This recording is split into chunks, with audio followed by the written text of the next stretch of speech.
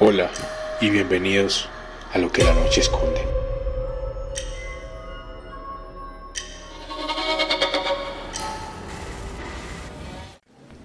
Antes de esta historia que les voy a contar, pensaba que lo sobrenatural estaba sobrevalorado, que era simplemente un invento de la gente, que nunca me iba a pasar, que era una sarta de mentiras. Sin embargo, todo cambió desde que supe que estaba embarazada, de la que soy mi única hija. Suscríbete. ¿Quién era esa niña?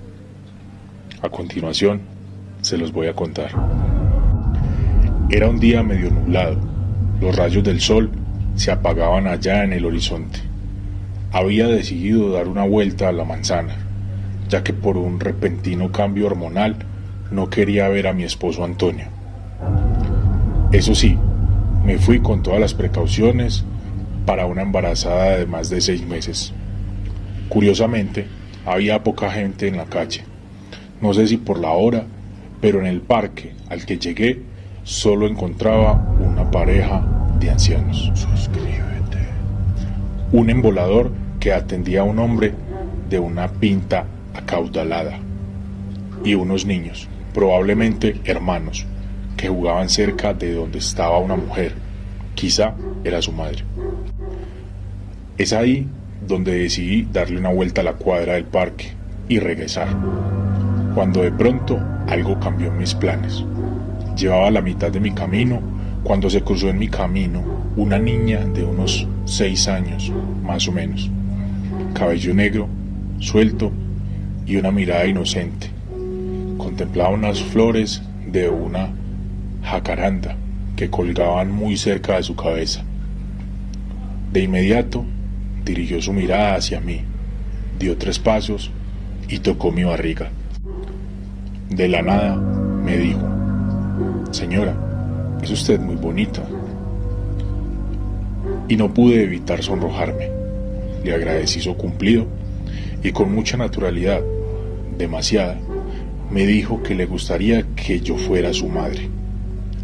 Me soltó el vientre y riendo se fue al lado contrario al que yo miraba. Por mi parte, sus palabras me extrañaron, así que le quise preguntar por su madre. Pero cuando volteé hacia donde se suponía que estaría ella, ya no estaba. Cuando volteé me di cuenta además que los niños que antes jugaban en el parque se iban ya con su madre. El embolador había terminado de hacer su trabajo y la pareja de ancianos se habían levantado para irse. Pero de la niña no había rastro. Las luces del parque se encendieron, lo cual era señal para mí de regresar a mi casa. Cuando por fin llegué, abracé a Antonio, mi esposo. Él me dijo que era frecuente que las mujeres cambien de humor durante su embarazo.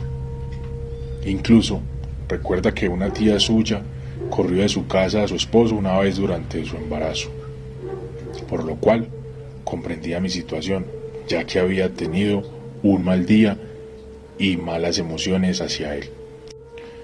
Era hora de la cena, y mientras nos sentábamos en el comedor, le conté que vi en el parque, o mejor, lo que vi en el parque, y se sorprendió después de mi historia. Sin embargo, después me dijo que tal vez estaba con los otros niños que vi, solo que no me había dado cuenta. En ese momento, lo vi muy obvio y le di la razón, así que continuamos cenando. Después de un par de meses, mi embarazo se vio marcado por algunos fenómenos extraños. Algunas veces me parecía escuchar un par de piececillos corriendo en los pasillos de mi casa. Otras creía ver una silueta que corría por mi cuarto, o el del futuro bebé. Antonio y yo no le prestamos mayor importancia, pues creíamos que los nervios por el parto me hacían ver y oír cosas. Para calmar mi ansiedad decidimos adoptar una perrita poodle. La llamamos Tutis. Ella se encariñó con nosotros de inmediato. Incluso parecía que sabía que estábamos esperando a una bebé, pues permanecía conmigo en todo momento. Después de un tiempo, se llegó el tan anhelado día, porque nació mi hija. Y mi perrita, lejos de encelarse, se encariñó con ella. Decidí llamar a mi niña Beatriz, y fuera de algunas complicaciones en el parto, sus 4 primeros años de vida fueron normales. Una noche, Tutis estaba muy inquieta. Aullaba y rascaba la puerta de la habitación de mi hija, como si quisiera entrar. Antonio y yo supusimos que quería entrar a su habitación. Sin embargo, mi hija tenía un pequeño problema de alergia a los pelos de perro, así que por órdenes médicas tenía que dormir separada de la perrita. Antonio salió varias veces a callarla, hasta que comprendió que debía meterla a nuestro cuarto para tranquilizarla. Aprovechó para asomarse a la habitación de Beatriz y, según me dijo, parecía que dormía profundamente. La verdad, después de tantos ladridos y tanto ajetreo, se me espantó el sueño. Hasta que dieron las 4 de la mañana pude dormir un poco. La alarma de Antonio sonó a las 6, lo cual hizo que me despertara. Aún un poco adormilada, abrí los ojos y juraría que vi enfrente de nuestra cama una figura como de una niña. Creí que era Beatriz, así que le dije que volviera a dormir. De pronto escuché que se reía de una forma muy parecida, como lo hizo esa niña en el parque, 3 años atrás. Eso provocó que me despertara por completo. Sin embargo, la silueta de la niña se había desvanecido completamente. Quise pensar que fue un sueño, pero todo empeoró cuando Tutis empezó a gruñir hacia la misma dirección en la que yo había visto aquella silueta.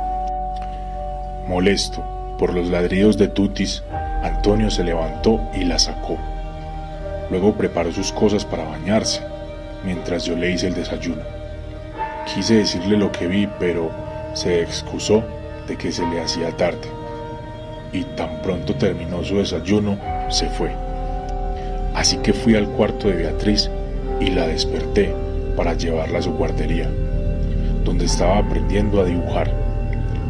Hasta ese día hacía cosas muy básicas, pero muy coloridas. A su padre le representaba con palillos rojos, a mí me pintaba de color azul y a Tutis la pintaba de color amarillo. Pero la verdad, a partir de este día, todo cambiaría. Algo extraño empezó a dibujar a medida que notamos que había una cuarta silueta en sus dibujos. Ella decía que era su hermanita. Su profesora decía que a esa edad era muy normal que tuviera amigos imaginarios, por lo que no debía parecerme extraño. Sin embargo, los dibujos de Beatriz incluían a su hermanita con mayor frecuencia y protagonismo, hasta que era lo único que dibujaba. De un momento a otro ya no aparecíamos en sus dibujos y solo aparecía su supuesta hermanita. Lo peor viene cuando un año después Beatriz me dijo algo que me alteró demasiado. Ella me dijo: mami, mi hermanita me enseñó un juego. Es de que me meta debajo de las cobijas y estoy enterrada. Mira, mamá. Dicho esto, corrió a su cama y se metió a las cobijas y dijo: ahora debo dejar de respirar y quedarme quietecita. Eso me dijo mi hermanita. Y muy exaltada le dije: Betty, no, le dije. La saqué de su cama y ella parecía no reaccionar. Muy asustada le dije: Betty, Betty. Y ella respondió: mamá, se supone que no debo responderte. Ya perdí. Mi hermanita me ganó. Durante unos meses, Beatriz jugaba de esa manera, lo cual me llegó a alterar los nervios. Una noche, Beatriz nos despertó a media madrugada, acompañada por Tutis. Muy alterada, nos dijo a su padre y a mí que su hermanita se había enojado con ella y le tiró sus juguetes. Antonio fue corriendo a su habitación y, extrañado, vio como la habitación estaba muy desordenada. Era imposible que un niño pudiera hacer semejante tiradero. Al ver eso, Antonio, muy encolerado, regañó a Beatriz, pero ella estaba empecinada que fue su hermanita. Es aquí donde decido interceder y pude convencerlo de que se quedara con nosotros, y en la mañana veríamos cómo recoger su habitación. Por varias noches nos sucedió lo mismo, hasta que en definitiva no pudo volver a dormir en su habitación. Antonio seguía escéptico, pero yo ya no tenía dudas de que algo extraño y posiblemente paranormal quería dañar a mi hija. Y es así, como en una mañana de invierno, desperté a Beatriz para llevarla a su guardería. Antonio aún no salía, por lo que estuvo presente para escucharme decir que nuestra hija tenía temperatura, es decir, que tenía fiebre. Ella estaba delirando y sus labios se veían morados. Lo que inicialmente parecía una fiebre se convirtió en emergencia. Antonio inmediatamente pidió permiso en su trabajo y la llevamos al médico. En el consultorio nos dijeron que tenía casi 40 grados de temperatura, por lo que de inmediato la desvistieron, la metieron en una tina con agua y la sumergieron en medicamentos. Sin embargo, no fue suficiente, por lo que se tuvo que quedar en el hospital. Para nuestra sorpresa, al día siguiente, los doctores nos dieron el diagnóstico. Nos dijeron que tenía neumonía, lo cual nos asustó demasiado a ambos. Sin embargo, los doctores pronosticaron una evolución favorable gracias a que la habíamos llevado a tiempo para su tratamiento. En total, llegó a pasar 4 noches en el hospital y yo la tuve que acompañar, obviamente, debido a que Antonio tuvo que seguir en su trabajo. Ya era el 5.º día y aquí, por fortuna, Beatriz fue dada de alta.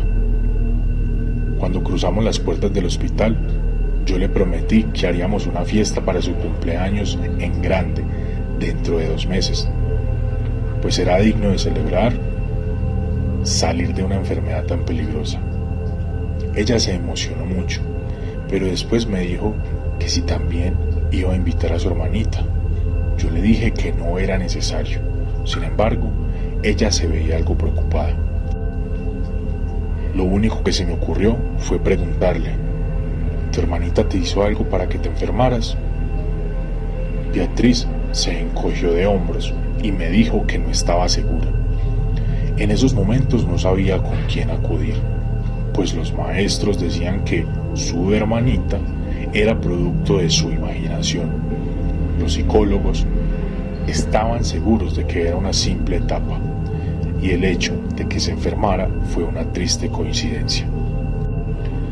Según todos los especialistas, lo que yo vi eran sugestiones dentro del juego que hacía Beatriz, por lo que no debía preocuparme.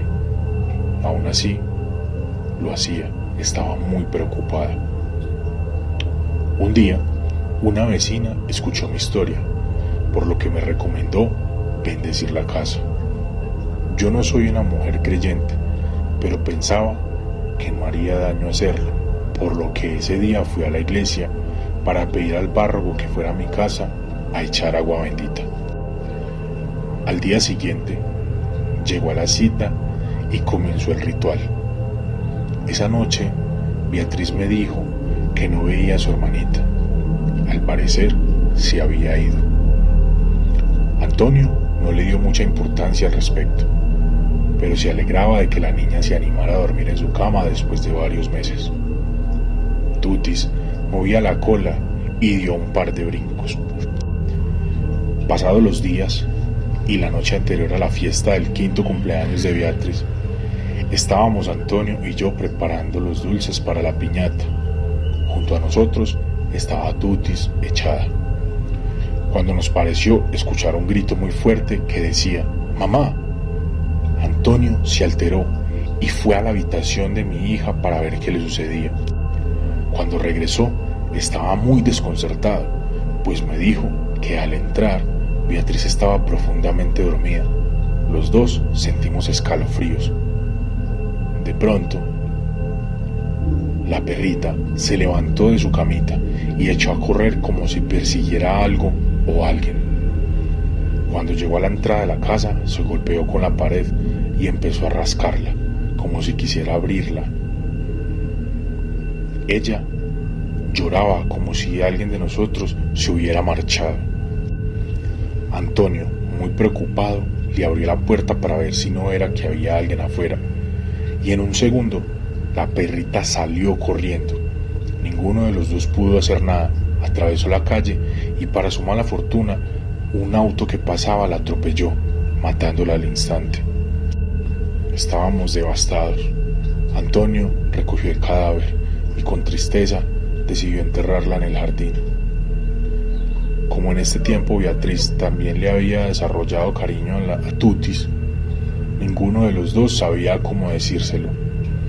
A la mañana siguiente, Beatriz se levantó, me la llevé al jardín y le dije qué le sucedió a Tutis, mientras le señalaba el montículo de tierra en el que estaba enterrada. Al tiempo que hablaba, ella no cambiaba su semblante, que era como indiferente.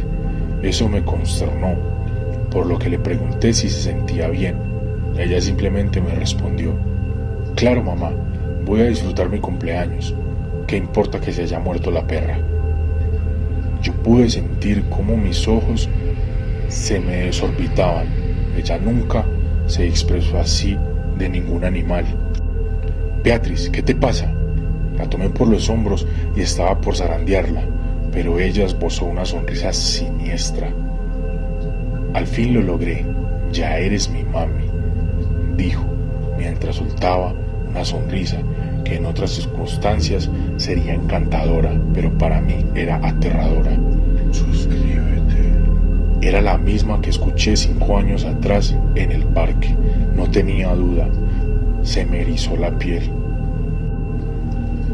Corrí hacia Antonio y le dije que Beatriz estaba rara. Él fue hacia ella y platicaron un poco en voz baja. Después volvió a mí y dijo que sollozaban la tumba improvisada de Tutis, pero que podía seguir adelante con la fiesta de cumpleaños, pues no siempre se salvaba uno de la enfermedad como lo que ella tuvo. Después me dijo que tal vez yo era la alterada por la muerte de Tutis. Le insistí en que la vigilara, pero él me dijo que si bien se veía triste, ella estaría bien, que le preocupaba más yo. «Antonio, por favor, esa no es Beatriz», le dije. Antonio, malhumorado, me responde: «¿Qué dices? Mariana, estás volviéndote loca». Dicho eso, fue por la niña y me la mostró. «¿Crees tú que esta no es tu hija?». La niña sonreía encantadoramente, pero no, esa gesticulación en su vida la hizo Beatriz. Yo le traté de explicar lo que sucedió hace poco, pero fue en vano. Él llamó a un doctor y, contra mi voluntad, me sedaron. Cuando desperté, supe que Antonio siguió adelante con la fiesta de cumpleaños con ayuda de su madre, y yo me quedé en casa mientras una de mis cuñadas velaba por mí. Me invadió la tristeza, pues nadie podría creer que la pequeña a la que le festejaron no era Beatriz, ni siquiera su propio padre. Solo yo sé su verdadera identidad. Beatriz, por mi título de madre, debo encontrarte y hallar la forma de regresarte a tu cuerpo. Suscríbete y nos vemos en el próximo video.